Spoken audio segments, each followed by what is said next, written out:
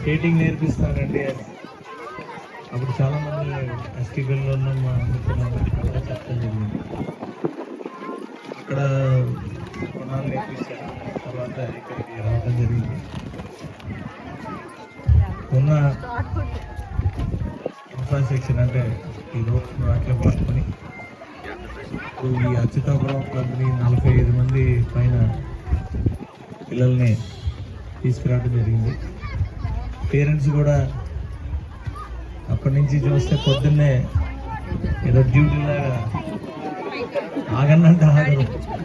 పిల్లల్ని తీసుకొని పొద్దున్నే తెల్లారి 5:30 6 గంటలకు వెళ్ళిపోతాం. సరే ఈ స్టేజ్కి వచ్చింది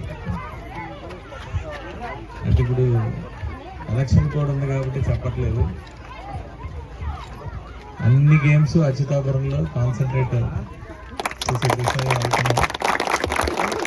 ఆల్రెడీ స్టార్ట్ అయింది. ఇక్కడ ఉన్న కంపెనీల్లో అనేక మంది ఇక్కడికి ఫ్యామిలీస్ వస్తారు. వాళ్ళంతా యంగ్ పీపుల్. వాళ్ళు ఇక్కడికి వచ్చి ఉద్యోగాలు చేయాలంటే వాళ్ళకి కావాల్సిన సదుపాయాలన్నీ కేవలం ఒక ఎడ్యుకేషనే కాదు, స్పోర్ట్సే కాదు, ఎంటర్టైన్మెంట్, ప్రతి ఒక్క సేఫ్టీ, వాటర్, పొల్యూషన్ లేని ఇది అన్నీ కూడా ఒక్కొక్కటి సమకూర్చుకుంటూ వెళ్తాం. డెఫినెట్గా ఇలా మీరు కూడా సపోర్టివ్గా ఉంటుంది. వాస్తవానికి వైజాగ్లో ఏ గేమ్ తీసుకున్నా,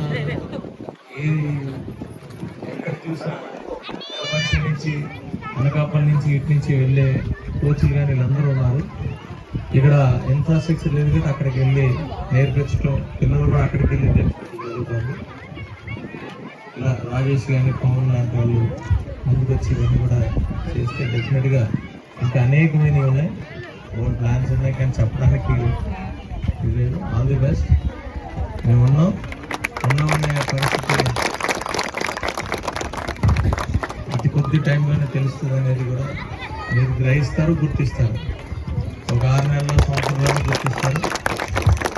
ఇప్పుడు ఎక్కువగా మాట్లాడకూడదు కాబట్టి, మాకు ఎమ్మెల్సీ ఎన్నికలు కోడ్ ఉంది కాబట్టి మేము ఇది చేసాము చెప్పలేము, ఇది చేస్తామని కూడా చెప్పలేము. వాగ్దానాలు ఇది చేయలేము. వాగ్దానాలు చేయాల్సిన పని లేదు, పని చేసుకుంటే చాలు. Thank you very much. జై హింద్.